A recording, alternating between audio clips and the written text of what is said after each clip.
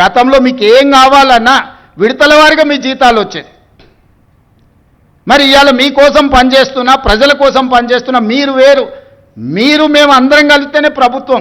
నేను స్పష్టంగా ఉద్యోగ సంఘాల నాయకులకు చెప్పదలుచుకున్నా, మీరు వేరే మేము వేరే కాదు. మీరు మేము కలిసి 99% ప్రజలకు మంచి చేయడం కోసం మనం ఇక్కడ ఉన్నాము.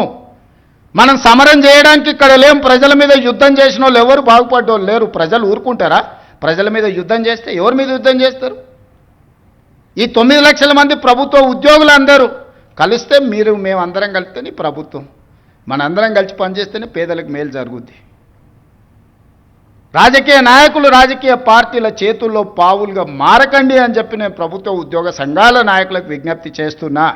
రాజకీయ నాయకులకు ఉంటుంది ప్రభుత్వాన్ని అస్థిరపరచాలని, ఈ ప్రభుత్వాన్ని బద్నాం చేయాలి, ఈ ప్రభుత్వం సాఫీగా నడవద్దని కొన్ని రాజకీయ పార్టీలకు ఆ నాయకులకు ఉంటుంది. మీరు వాళ్ళ ఉచ్చులో పడి వాళ్ళ చేతిలో పావులుగా మారి, వాళ్ళ చేతిలో చురకత్తులుగా మారి ప్రజల గుండెల్లో కూర్చాలనే ప్రయత్నం చేస్తే అది గాయమవుతుంది తప్ప దానివల్ల ఏం లాభం లేదు.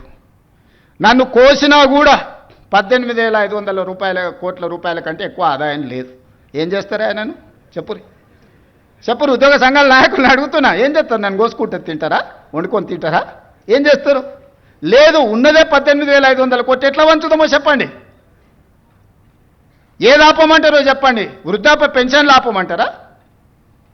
ఉచిత కరెంట్ ఆపమంటారా? షాదీ ముబారక్ ఆపమంటారా? ఏ ఆపమంటారో చెప్పండి. ఏది ఆపుతారో ప్రజలకు చెప్పండి. అయ్యా మీది ఆపేసి మేము బోనసులు తీసుకుంటాం, మేము జీతాలు పెంచుకుంటాం, మేము అన్నీ మేము దినంగా మిగిలితేనే మీకు ఇస్తాం రైతు ప్రజలకు చెప్తా అంటే చెప్పండి. బహిరంగ సభ ఏర్పాటు చేద్దాం, 10 లక్షల మందిని తెస్తా. ఉద్యోగ సంఘాల నాయకులు మాట్లాడండి, మేము ఈ చిట్టి ఇచ్చిన ముఖ్యమంత్రికి దీని ప్రకారం పరిపాలన జరుగుతుంది అనేది ఇదొక మార్గం. లేదంటే 100 రూపాయలు ఉన్న పెట్రోల్ 200 చేద్దామా చెప్పురి. 30 రూపాయలకి ఇచ్చే బియ్యాన్ని 60 రూపాయలు చేద్దామా చెప్పురి.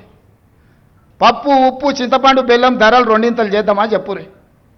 ఏది పెంచుదామో చెప్పుండ్రి. ఎక్కడ ధరలు పెంచుదామో చెప్పుండ్రి.